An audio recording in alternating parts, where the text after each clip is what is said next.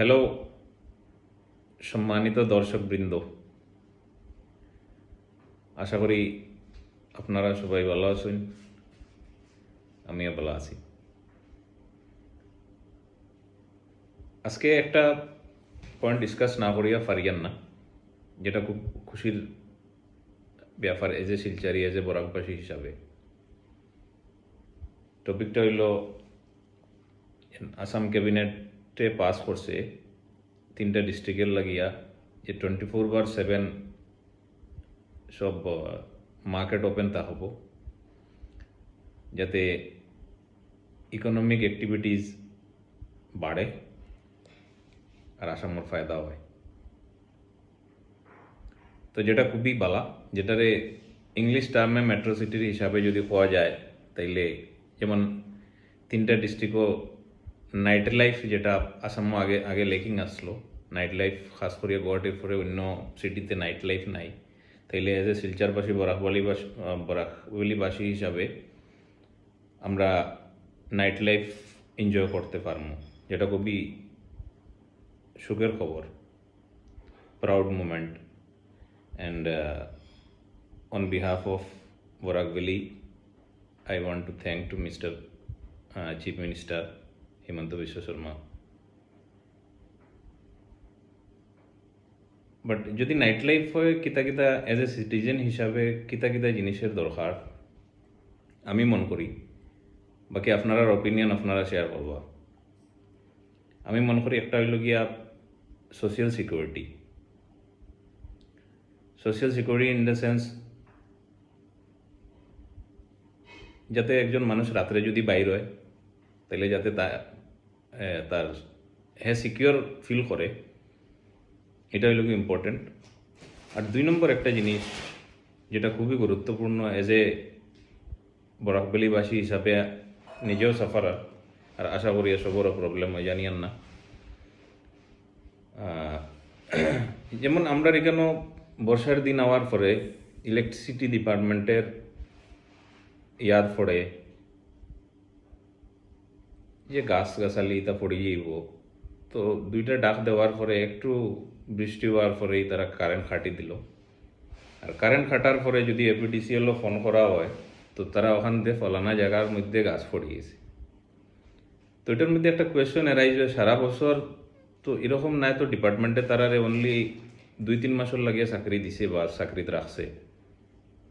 তো তারা যদি ডে বাই ডে তারার খাসটারে যদি হরিয়ে যায়, বর্ষার সিজন আওয়ার পরে জানি আমরা এই জায়গার একটা প্রবলেম, হেভি রেইনফল হয়। তো তারা যদি বর্ষার সিজন আওয়ার পরে যে জায়গাতে ইলেকট্রিসিটি লাইনের আশেপাশে যদি গাছগাছালি যেটা আছে ওটা যদি ট্রিম করিয়া রাখে, পাতা ট্রিম করিয়া রাখে, তাই এগুলি এক হাত তক আমরা এই জিনিস থেকে বাঁচতে পারব। কারণ হইল গিয়া এটা বড় সাফার করিয়া আমি এটা কইয়ার, আর ওপিনিয়ন আপনারা যদি ম্যাচ করেও কইবা আর ম্যাচ না করেও কইবা। আজকে বৃষ্টি পড়লো, আজকে ইলেকট্রিসিটি খাটলো, নেক্সট বৃষ্টি আওয়া পর্যন্ত আবার আগে একটু সময় দিল, আবার বৃষ্টি পড়া চালু হয়ে গেল, বিকারে আবার খাটি দিল। তো সাপোজ যারা আজকাল ডিজিটাল লাইফ, যারা খেরোর লাগে হয়তো অত প্রবলেম নাও হইতে পারে ইলেকট্রিসিটি, কিন্তু বহুত মানুষের যার ইলেকট্রিসিটির লোকে তার লাইফ বহুত ডিপেন্ড করে, তো হে কিন্তু বহুত সাফার করতে হয়। তো এই হিসাবে শাসন প্রশাসনের কাছে এই ভিডিওর মাধ্যমে ওটাও আগা করাইতাম চাইমু, যাতে লাইনের যত গ্রিড ইনসুলেশন আছে ওটারে একটু হাই কোয়ালিটি করা যাক, যাতে এই সব যে ইলেকট্রিসিটি কাট হয় এটার থেকে আমরা পাবলিক বাঁচতে পারি। ওটাই হইল গিয়া। আর বাদবাকি আপনারা ওপিনিয়ন শেয়ার করবা। আর এর লগে আমি একটু অ্যাড অন করতাম চাইমু, যেহেতু আমরা জায়গাত রোড সিস্টেম এখন অত বাইরের স্টেটের মতো অতখান নাই, developer and we are hoping for best. So I am not here to criticise for anything, just to highlight the issue. তো যতক্ষণ পর্যন্ত আমরা রোডগুলো ডেভেলপড হয় না, এটা আমার মাথায় আইছে, হয়তো মিনিংফুলও হইতে পারে, মিনিংলেসও হইতে পারে। যেহেতু লিকিওরটেও 24/7 দেওয়া হয়েছে, বাকি যত সবরেও 24/7 তারারে এই স্কোপ দেওয়া হয়েছে, তাইলে এডুকেশন রে এরকম আনা যায়নি কিছু এডুকেশন রে, কারণ হইল গিয়া এডুকেশন স্কুল গভর্নমেন্ট নর্মসর হিসাবে স্কুল তো আমি যতটুকু জানি তো মেইন রোড থেকে বহুত দূরে থাকতো, কিন্তু এটা তো বহুত পুরানা স্কুল যেটা আছে কিছু বেশিরভাগ তো পুরানা আর কিছু নতুন স্কুল এটা রোড সাইডের মাধ্যমে, তো মানুষের বহুত সাফার করতে হয়।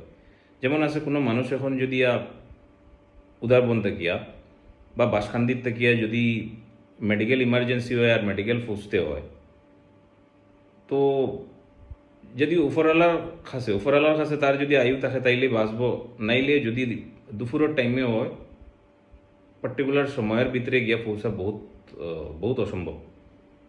তো এই হিসাবে ট্রাফিক ডাইভার্ট করার লাগিয়া স্কুল কলেজের টাইম এদিক সেদিক করা যায়নি। এটাই ভিডিওর মাধ্যমে আমার এক ওপিনিয়ন আমি শেয়ার করলাম। বাকি আপনারা কইবা যে মাধ্যমে আপনারা হওয়ার। তো আজকের টপিক ওটাই আসলো। তো thank you so much, catch you soon with new updates.